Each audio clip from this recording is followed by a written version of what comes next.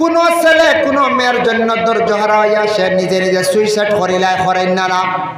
কোনো ছেলে মেয়ের লাগি সে আসে তার জীবন সাথী বানাইবার জন্য বিবাহ করত, সে হয়তো আশিক হয়ে গেছে, সে মহব্বত পয়দা হয়েছে, মেয়েটায় তারে আশা দিছে এইভাবে হয়, হ্যাঁ ঠিক আছে। এইভাবে যদি কোনো মেয়ে ছেলেরা যদি জীবনে আশ্বাস দিয়া যদি থাকে বলে হ্যাঁ ঠিক আছে তুমি আমারে পছন্দ করছো, ভালোবাসছো, আমিও তোমারে ভালোবাসছি, যদি পছন্দ করিয়া থাকে আশ্বাস দিয়া থাকে, হঠাৎ যদি কোনো মেয়ে যদি অন্য কোনো ছেলে পাইয়া এই ছেলেটারে বলে যায় কিবা তো কোনো ধন সম্পদওয়ালা টাকা পয়সাওয়ালা একটা ছেলে দেখে পছন্দ করিয়া এই ছেলেটারে যদি বলে যায়, তখন ছেলেটার মনের মধ্যে কত বড় আঘাত লাগবো না না? ওই সময় কোনো ছেলেরা দুঃখিত হইয়া সুইসাইড করিয়া মারা যায়, কিংবা তো কোনো সময় সে পাগল হয়ে যায়, কিংবা তো কোনো সময় কোনো ছেলে যদি কোনো মেয়েরে যদি আশ্বাস দিয়া থাকে আর ছেলেটা যদি মেয়েরে বলি যায়, মেয়েটার দিল বহুত আঘাত লাগে, এটা যদি করিয়া তখন ছেলের পক্ষ থাকিয়া কিংবা তো মেয়ের পক্ষ থাকিয়া জীবনে একটা ধোঁকা দেওয়াটা মুমিনের পরিচয় না, এটা মুনাফিকের পরিচয়।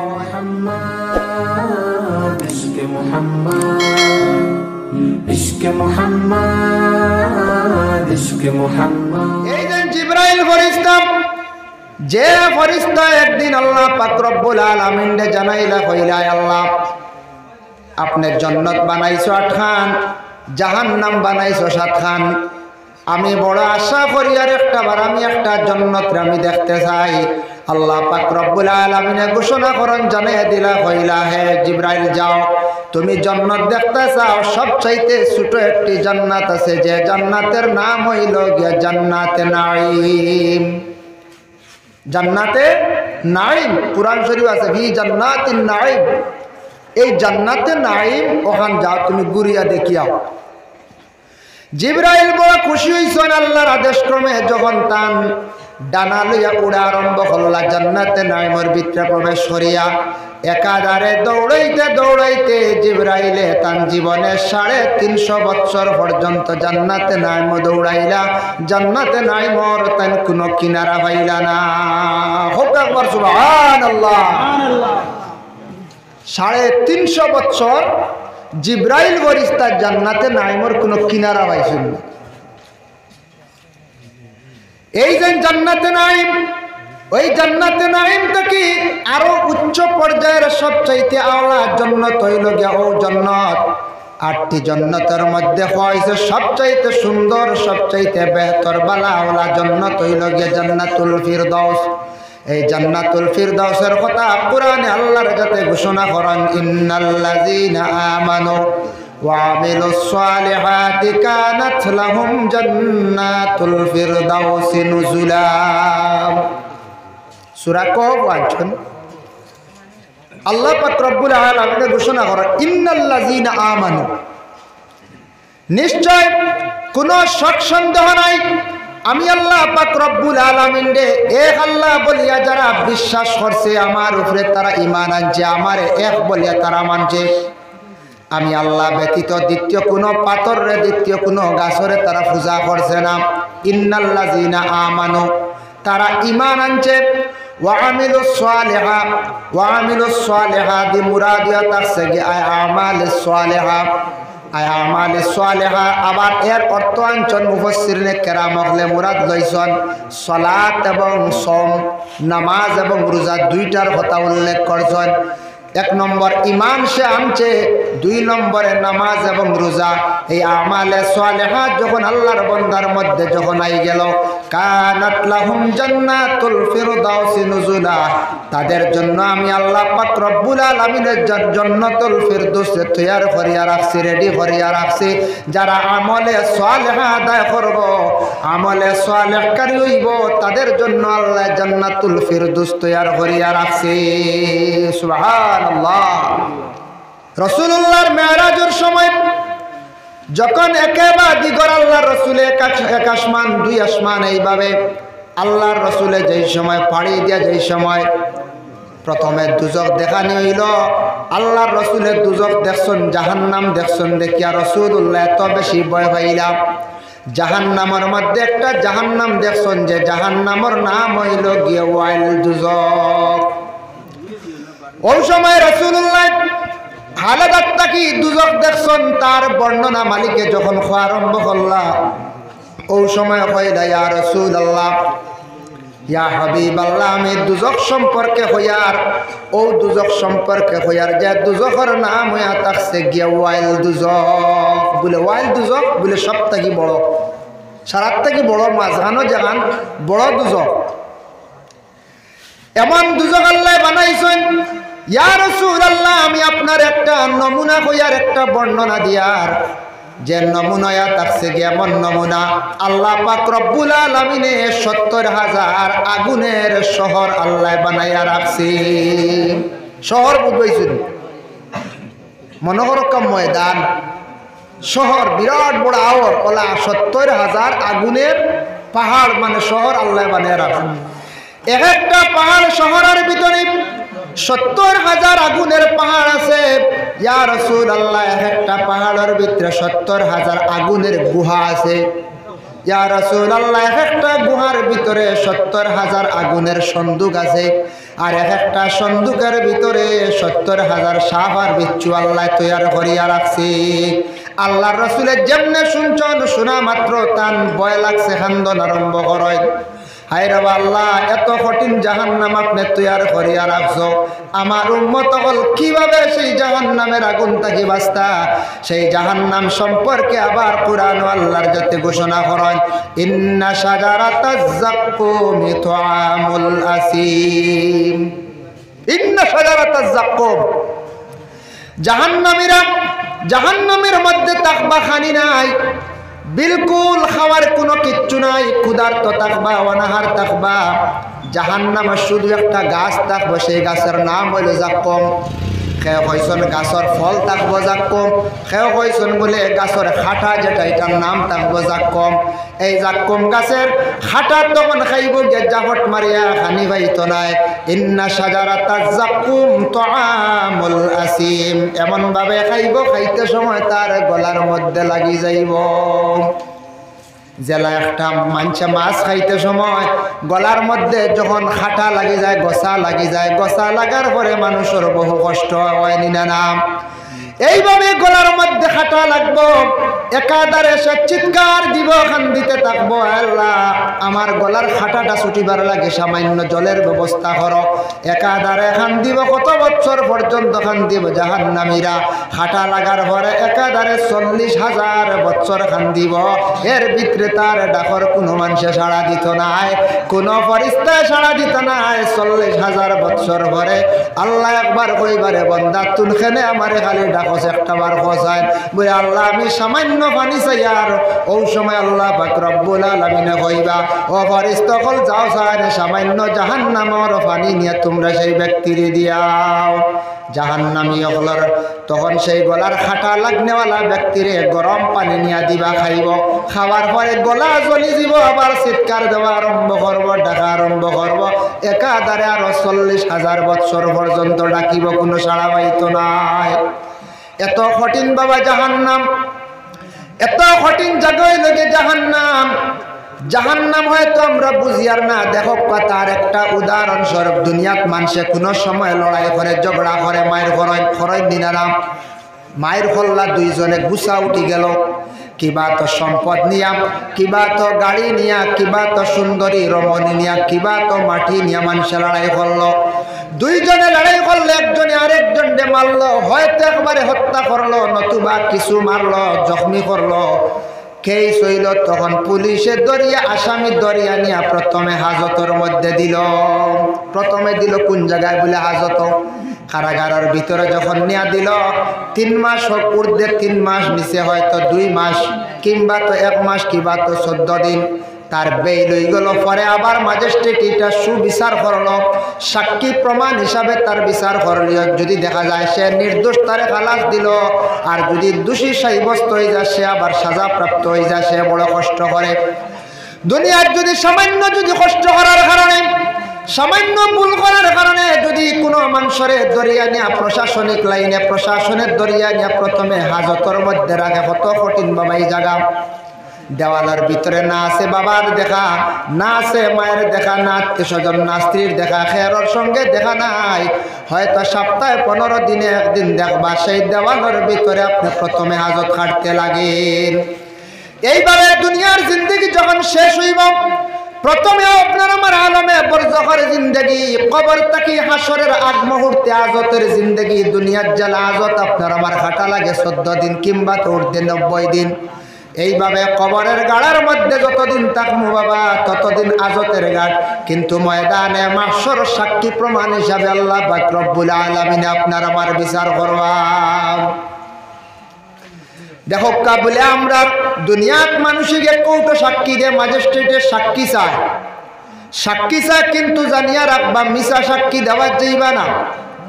মিশা তো কবিরা গুনাহ, মিশা সাক্ষী দিয়ে একজন মানুষের যদি দোষী বানায় কারাগারের ভিতরে রাখনি, মানুষের অভিশাপ থাকবো, এই মানুষে সারা জীবন বদুয়া দিব, সারা জীবন আপনার উপর তার লানত থাকবো, আপনার বালাই হইতো নাই।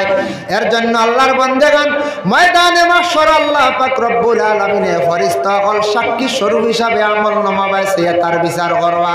যদি তারা আমলনামা যদি দেখো ইন্নাল্লাযিনা আমানু ওয়া আমিলুস সালিহাতি আমালে সালিহা, নেক আমলকার যদি থাকে তাহলে কানাত লাহুম জান্নাতুল ফিরদাউসি নুজুলা, তারে আল্লাহ খালাস দিবা, নাজাত দিবা, সে জান্নাতের মালিক হইব, জান্নাত প্রবেশ করব।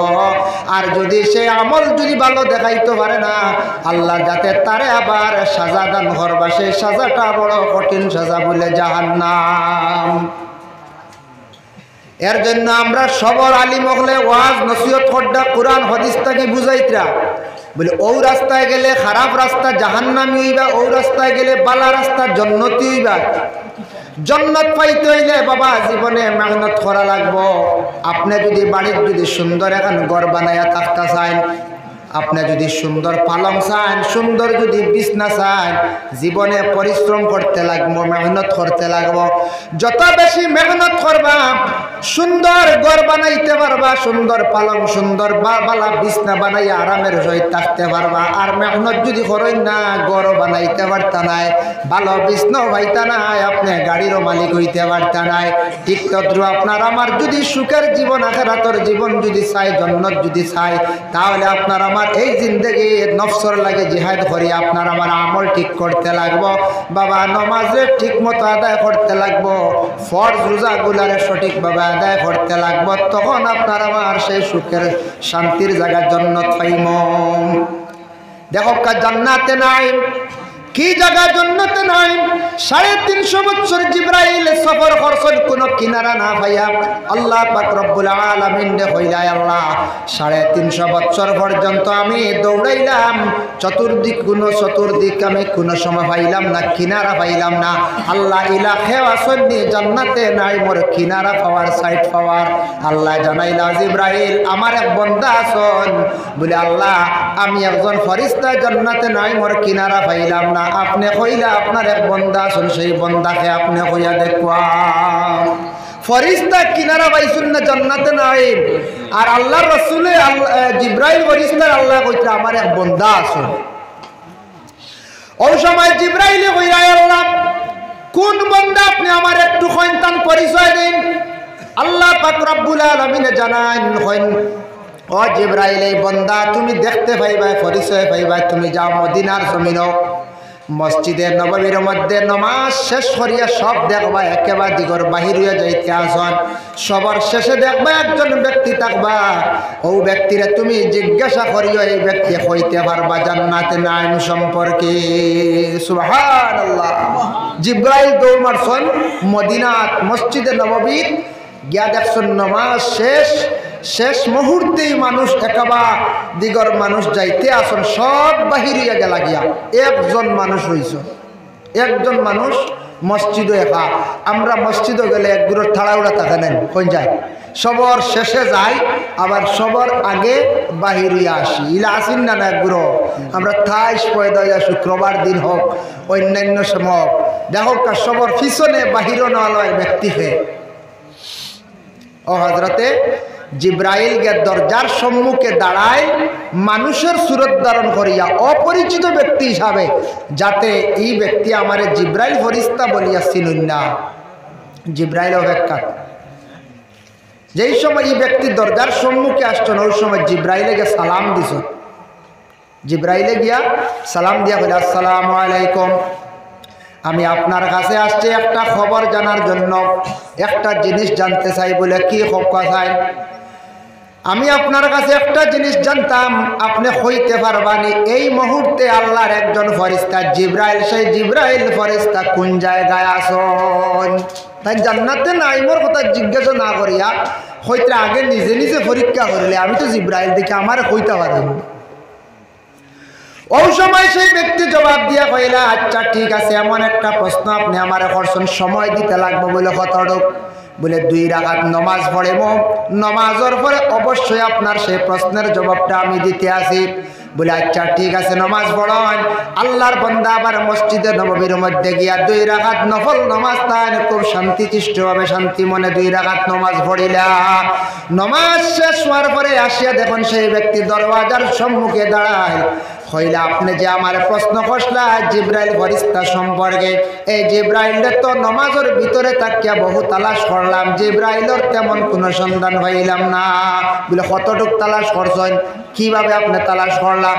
ওই সময় সেই ব্যক্তি জবাব দিলা, কইরা আমি যখন নমাজ লাগলাম, নমাজের ভিতরে তাকিয়া আমি ধ্যান করলাম, আমার চক্ষুর দ্বারা দেখতে পাইলাম প্রথম আসমানের মধ্যে দেখলাম জিব্রাইল নাই, দ্বিতীয় আসমানে দেখলাম জিব্রাইলের কোনো সন্ধান নাই, তৃতীয় আকাশে দেখলাম জিব্রাইলের কোনো সন্ধান নাই। এইভাবে 7 আসমান পাড়ি দিলাম, সিদরাতুল মুনতাহা, জিব্রাইলের কোনো সন্ধান নাই। তারপরে গেলাম আরশে আজিম, তাও জিব্রাইলের সন্ধান নাই। 7-8টা জান্নাতের ভিতরে তালাশ করলাম, জিব্রাইলের কোনো সন্ধান পাইলাম না। পরে জাহান্নামের কিনারে গেলাম, চক্ষু ঘুরাইলাম, তাও জিব্রাইল দেখলাম না। পরে ঘুরিয়া আসিয়া চক্ষু ঘুরাইয়া দুনিয়ার জমিনও সব দিক তালাশ করলাম, জিব্রাইল পাইলাম না। আমার মনে হয় আপনি যে সামনে আসো, আপনি ওই ভাই গিয়া জিব্রাইল। সুবহানাল্লাহ। আমার ধারণা আপনি ওই ভাইকে জিব্রাইল। জিব্রাইলের জন্য শুনছেন, শুনিয়া তাই নিজে অবাক হয়ে গেছেন। হইলা, আল্লাহ কে যেন ব্যক্তি, আমি নিজে আমার ডানা দিয়ে জান্নাতে নাইমের চতুর্দিকে ঘুরিলাম, মধ্যখান ঘুরিলাম, তবে সাইড পাইলাম না। এমন ব্যক্তি 2 রাকাত নমাজ পড়েছেন, 7 আসমান তাই চক্ষুর দ্বারা দেখিলাইলাম। আয় আল্লাহ 8টা জান্নাতের ভিতর পর্যন্ত দেখতে পাইলা, আরশে আজিম পর্যন্ত দেখতে পাইলা। আয় আল্লাহ আমি বুঝতাম পারলাম না সে যেন এমন এক ব্যক্তি, এই ব্যক্তি অতটুক পর্যন্ত আপনার দিকে অগ্রসর হইতে পারলা, এতটুক গুণ আপনি আল্লাহ দান করতে পারলা, এই ব্যক্তির পরিচয়টুকু আপনি আমার একটু দেখুন। জিব্রাইল নিস্তব্ধ আল্লাহর কাছে জানতে চাইছো। ওই সময় আল্লাহ জানাইছো, কইছো জিব্রাইল জানিয়া রাখো, এই নইলা আমার নবীর একজন আখিরি জমানার নবীর এক মায়ার এক সাহাবী, যার নাম হইল হযরতে আবু বকর সিদ্দিক রাদিয়াল্লাহু তাআলা আনহু। জোরে হোক একবার সুবহানাল্লাহ।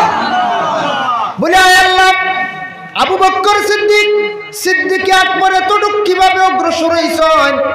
বলে 1 নম্বর হইল আবু বকর সিদ্দিকে তান দিল দিয়ে অন্তর দিয়া নবীরে বেশি তাই মহব্বত করতাম, আর নবীর অনুসরণ করছেন, নবীজির জিন্দেগিরে তান হুবহু তান নকল করছেন।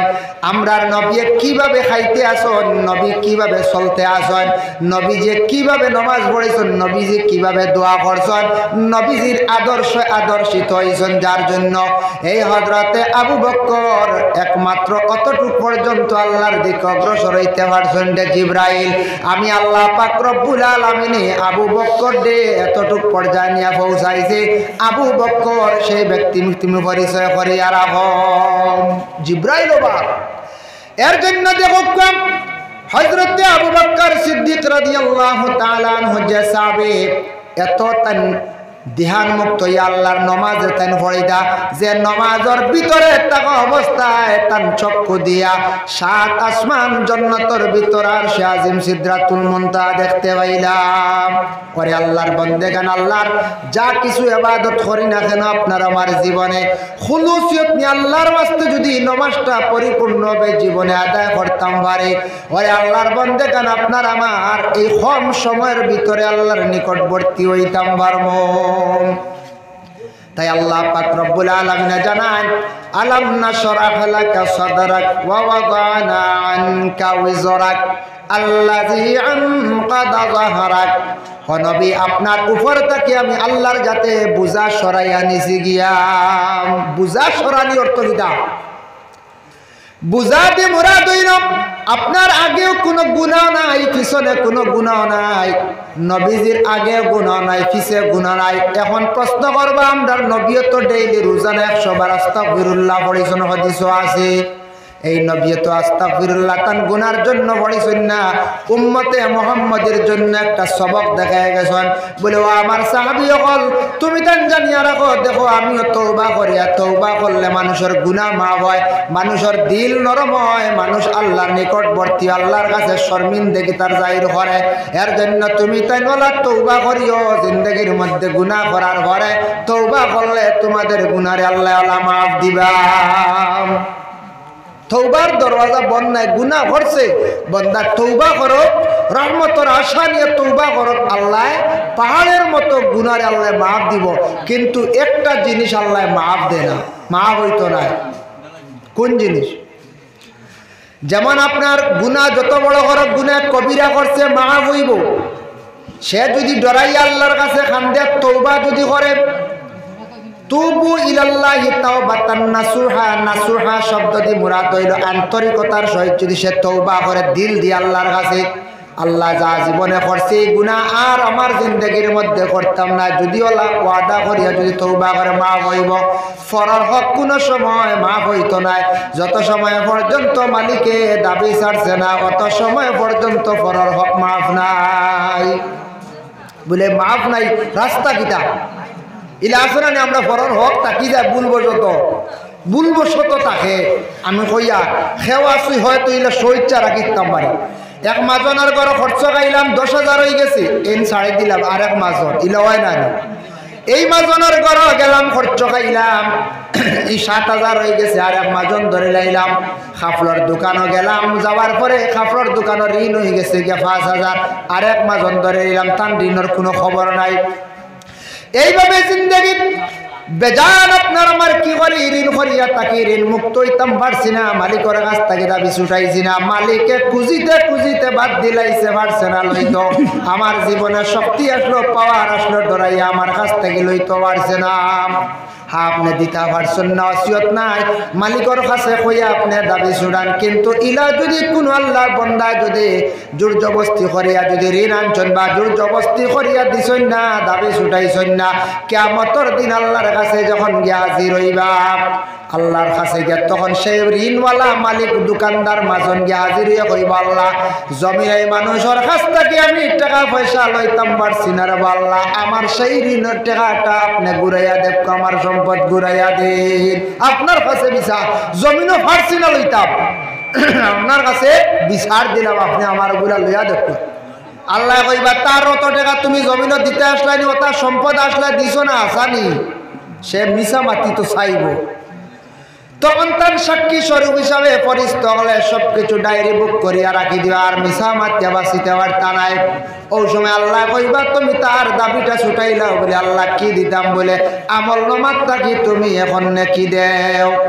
হিসাব করিয়া আমল নামাত থাকি নেকি দেওয়া আরম্ভ হইব। এইভাবে বন্দায় ঋণ মারতে মারতে তার আমল নামা খালি হইব, খান্দি খান্দি জাহান্নামের মধ্যে যাইব। এর লাগে ফরর ঋণ যদি মারি না, যত তওবা করি না কেন, তওবা গুনাহ কবিরা সগীরা মাফ হইব, কিন্তু ফরর হক মাফ হবে না। কিয়ামতের দিন বদলা আপনার আমার আমল নামাত থাকি বাবা নাকি যে ছুটিয়া যাওয়া লাগবো। যার জন্য বিশেষ করিয়া আল্লাহ রাসূল সাল্লাল্লাহু আলাইহি ওয়াসাল্লাম আল্লাহ জানেন নবী আপনার আগেও গুনাহ নাই, করে গুনাহ নাই, মাসুম হিসাবে আমি আল্লাহর যাতে আপনার জমিনে আমি পাঠাইছি। তারপরে আবার আল্লাহ জানাই ওয়ারাফা'না লাকা যিকরাক, হে নবী আপনি শ্রেষ্ঠ নবী বলে আমি ঘোষণা দিছি, আপনার নাম যেটা আছে এটার এই পরিমাণ আমি বুলন্দ করছি, আপনার জিকির দিয়ে আমি এতটুক পর্যন্ত নবী বুলন্দ করছি। দেখো আমরা নবীর নাম প্রথমে আরশে আজিমর মধ্যে লেখা আসলো, বেহেশতের চৌকাটের মধ্যে আমি আল্লাহর কাছে লেখিয়া রাখছি, আর দুনিয়ার জমিনে আপনার নাম কিন্তু আজানের মধ্যে রাখছি। হে নবী, আপনার নাম আমি নমাজের মধ্যে রাখছি। আপনার উম্মত হলে সারা জীবন যারা নমাজ পড়িবা, নমাজের মধ্যে আপনার স্মরণ করবা, আপনারও সালাম দিবা, নবী জানিয়া রাখবা আপনার নাম অতটুক বুলন্দ করছি, আপনার নাম কোনোদিন জমিনও কেউ মেটানি সম্ভব নাই। যদি ইসলাম ধর্মের মহাপুরুষ মোহাম্মদ, ইসলাম ধর্মের মহাপুরুষ মোহাম্মদ যদি অন্য কোনো ধর্মের মানুষে যদি কটাক্ষ করে, অন্য কোনো ধর্মের মানুষে যদি গালিগালাজ যদিও করে, তবে আমার নবীর নাম মিটানো সম্ভব নয়। আমার নবী জীবনে যতটুকু কষ্ট করে ইসলাম প্রচার করিয়া কলিমার দাওয়াত দিয়া জমিনে তুইয়া গেছেন, আমরা দৃঢ় বিশ্বাস কিয়ামতের আগ পর্যন্ত নবী মুহাম্মদের নাম কেউ মিটাইতে পারত না। বারবারই পঞ্চায় যত যত সোশ্যাল মিডিয়াত মাতকুয়া মুহাম্মদের বিরোধিতা করকুয়া, কেউ কিচ্ছু করতে পারত না।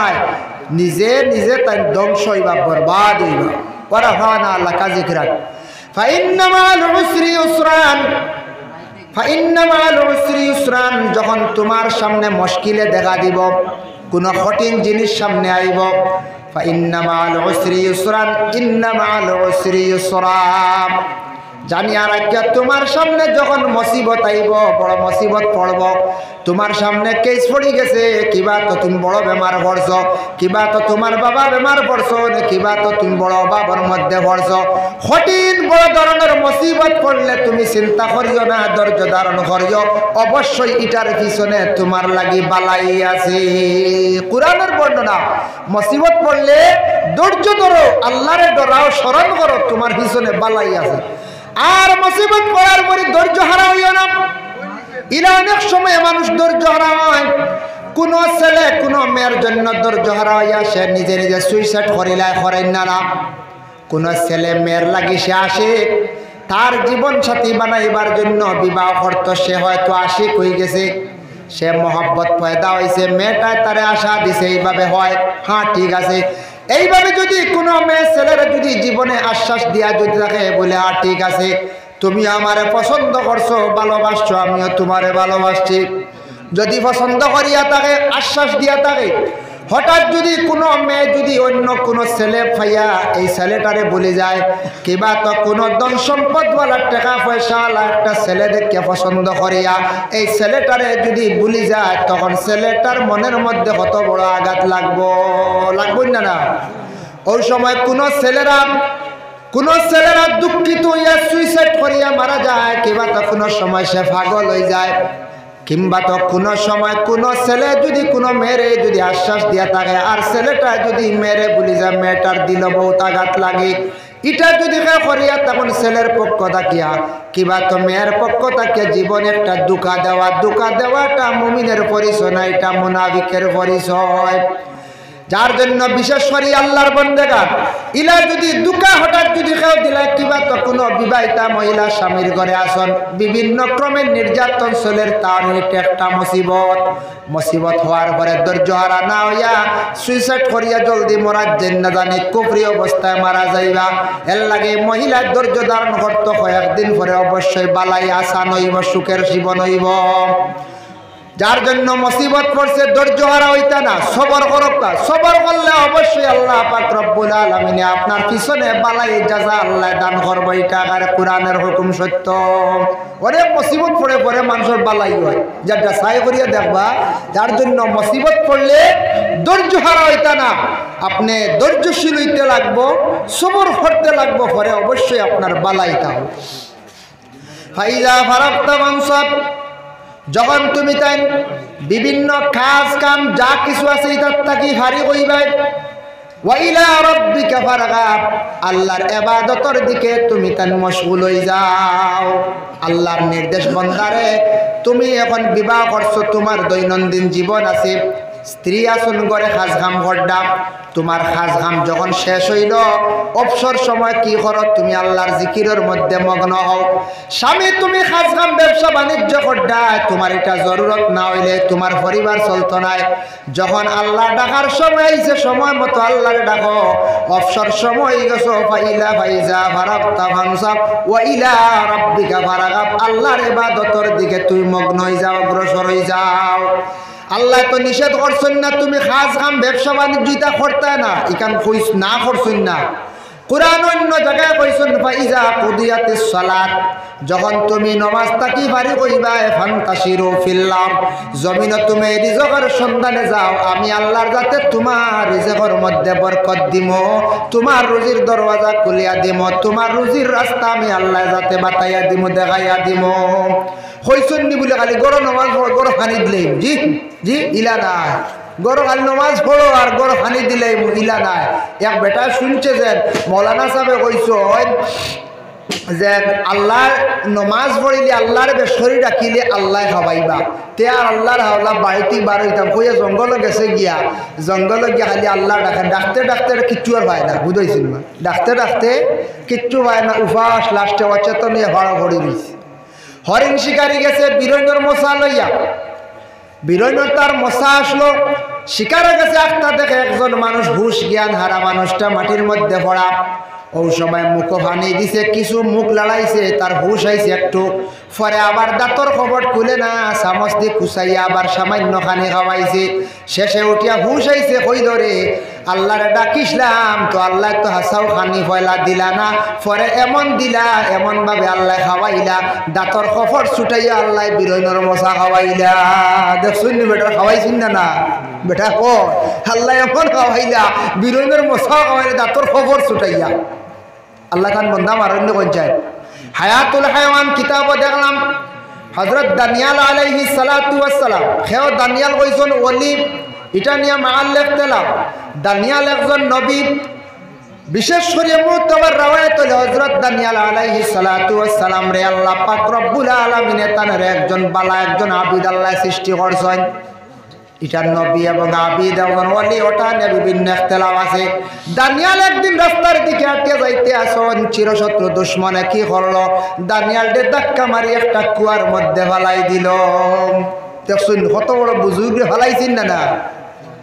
আমরা আখতান কোনো সময় কই ইয়া আল্লাহ অমুকর হুয়া বড় বালা করলো কিতাও খাম খান, এলা কোনো সময় কই না খাইছে অমুকর হুয়া বড় বালা আখতাক বাদ খাম করিল, ইয়া আল্লাহ এই মসজিদর মেসাবে খাম এখান করছেন, আখতা ইলা কোনো সময় ওই যাই না না।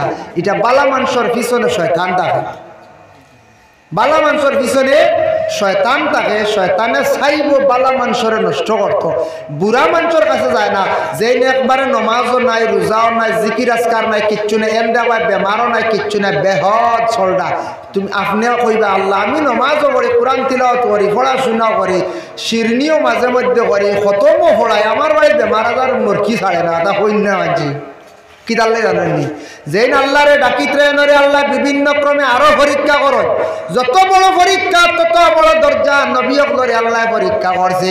যার জন্য যারা আল্লাহরে ডাকে আল্লাহ পাক রব্বুল আলামিন তারারে বিভিন্ন ক্রমে পরীক্ষা করে, আর যারা বিলকুল আল্লাহ তাকি সরি গেছে এরা আল্লাহ এরার বেশ খবর লইন না। বন্দারে তুমি একবার আমার কাছে আমার মুঠির ভিতরে ঢুকিবাই, তুমি ছাড়ি দিছি যাও তোমারে ছাড়িয়া দিলাম, মুঠ কিন্তু আমার কাছে, তুমি আমার কাছে একবার আসবাই। এর লাগে বিশেষ করিয়া বালা মানুষের পিছনে কি থাকে, শত্রু বেশি থাকে, শয়তান থাকে, চাইব বালা মানুষের নষ্ট করতো, বালা ইবাদত বন্দেগীর থেকে সরাই একবার নষ্ট করি লাইতো। এর লাগি দানিয়াল দেবক তানরে মানে ধাক্কা মারিয়ে কুয়ার মধ্যে ফালাই দিছি, অসহায় একবারে তান অসহায়, খে বাঁচানেওয়ালা খেও তো নাই। আল্লাহর রাতে দেখছো যে আমার দানিয়াল ডে রক্ষা করনেওয়ালা খেও নাই, একমাত্র আমি তো রক্ষা করতে লাগবো, কারণ দানিয়ালে আমারে খুব বেশি স্মরণ করেন, আমার বড় মায়ার মানুষ, আমার মায়ার বন্দা। তাই দানিয়ালকে উদ্ধার করতে আল্লাহ একজন ফরিস্তা পাঠাইছেন, ফরিস্তা গেছেন কুয়ার মধ্যে, গিয়া কুয়ার মধ্যে তাকে জাবট মারিয়া তুলছন অচেতন অবস্থায়।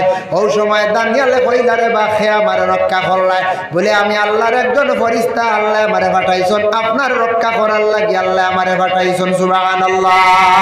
ওই সময় ফরিস্তা উঠিয়া কইলা ও দানিয়াল আল্লাহর হুকুম হইছে আপনার প্রতি যত কি মায়া আপনি কুয়ার মধ্যে পড়তে না পড়তে আল্লাহ আমার অর্ডার করছেন অমুক জায়গায় যাও অমুক গিয়া অমুক জায়গায় গিয়ে আমার দানিয়ালটা রক্ষা করো। এর জন্য আল্লাহর বন্দেগান বিশেষ করিয়া যখন আপনার আমার যা কিছু খাস খাম ব্যবসা বাণিজ্য যা কিছু আসছে যতটা জিনিস আছে ফারিক হওয়ার সাথে সাথে আল্লাহর ইবাদতের মধ্যে বাকি সময়টা কাটাইতাম চেষ্টা করতাম। যদিও সব সময় পারিও না, কন্টিনিউ 24 ঘন্টার মধ্যে আপনার আমার মাত্র 5টা টাইম আল্লাহর জাতরে যদি প্রথমে দাইম করে যদি ডাকতাম পারি পরবর্তীতে আস্তে আস্তে ইবাদতের দিকে অগ্রসর হইতাম পারবো।